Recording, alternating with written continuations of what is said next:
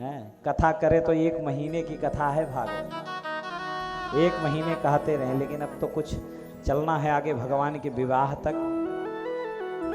भगवान ने पावन रास किया, परीक्षित को संतुष्ट किए कि ये काम पर विजय प्राप्त करने की रास लीला है, कोई इसमें वासना थी ही नहीं।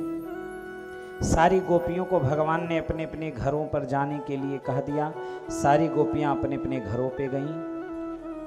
भगवान पुनः ब्रज में रह करके लीलाएं करने लगे, कथाओं को प्रस्थापित करने लगे।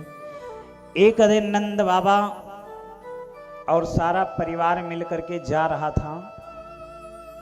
नंद बाबा और सभी परिवार के साथ जा रहे थे किसी मंदिर में दर्शन करने।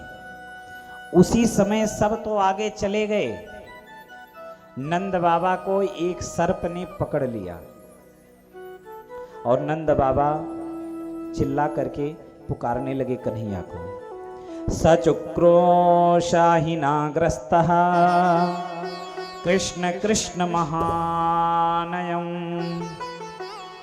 सर्पो मां ग्रसति तात प्रपन्नं परिमोचय।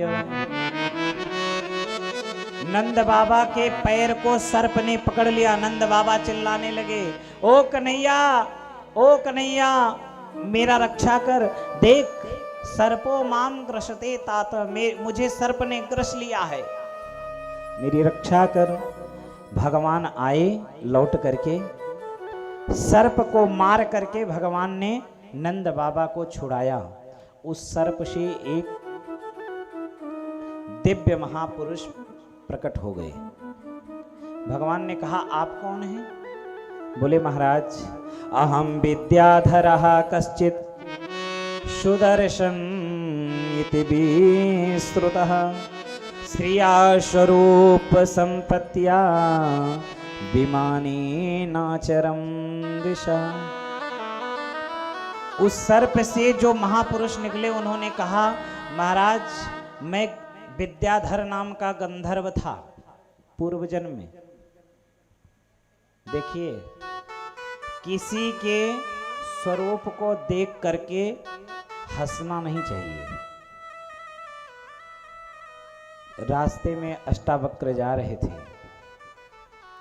टेढ़ मेढ़ 8 जगहों से टेढ़े थे, 8 जगहों से टेढ़े थे। उनको विद्याधर गंधर्व था। गंधर्व बहुत सुंदर होते हैं। गंधर्वों की प्रजाति सुंदरता अगर चाहिए तो गंधर्वों की पूजा करें। भागवत में लिखा है, जब सृष्टि का वर्णन होता है तो उसमें व्यास जी ने लिखा है कि अगर सुंदरता की कामना हो तो गंधर्व की आराधना करें, व्यक्ति सुंदर हो जाएगा। क्योंकि सुंदरता उन्हीं का प्रतीक है, गंधर्व का। विद्याधर नाम का गंधर्व भगवान से कहने लगा, मैं बहुत सुंदर था, मैं गंधर्व था। रास्ते से ऋषि जा रहे थे, 8 जगहों से टेढ़े थे। उनको देख करके मुझे हंसी आ गई।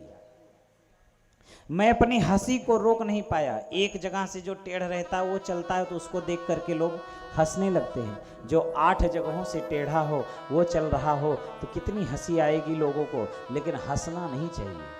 किसी के प्रारब्ध में लंगड़ा है, लूला है, अंधा है, बहरा है, काला है,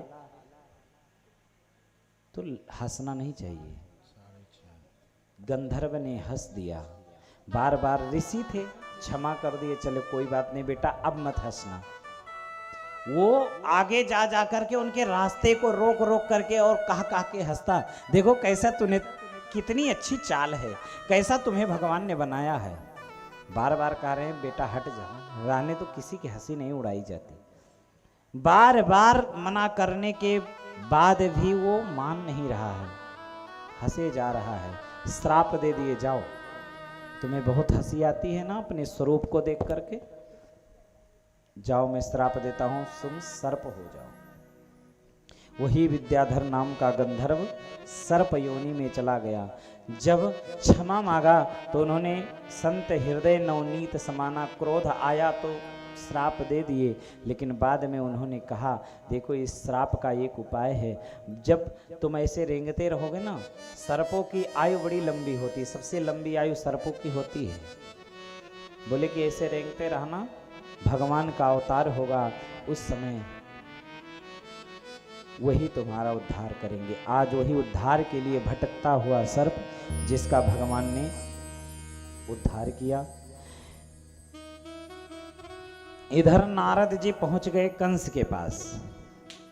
नारद जी कंस के पास पहुंचे, भगवान ने ही कंस के पास नारद जी को भेजा कि जिस लीला के लिए मैं आया हूं, कंस तो वो कुछ कर ही नहीं रहा है, जाओ तुम उसके पास, कुछ उसे समझाओ बुझाओ, थोड़ा कार्य आगे भी बढ़े। कंस के पास नारद जी आ गए। नारद जी ने कंस से कहा क्या बात है, अब तो एकदम चुप हो गए, शांत हो गए हो, कन्हैया तो बड़ा हो गया। नारद जी के कहने के पहले ही कंस ने अरिष्टासुर नाम के राक्षस को, जो घोड़े के रूप में था, उसे भेज दिया था भगवान को मारने के लिए। अरिष्टासुर नाम का राक्षस आया, भगवान को मारने का प्रयास किया। भगवान ने उसके पैर को पकड़ करके घुमा के पृथ्वी पर दे मारा, उसका गोविंदाय नमो नमः हो गया, मर गया। नारद जी ने इधर बताया। नारद जी के बात को सुन करके कंस ने कहा कि क्या करें। बोले कि ऐसा है कि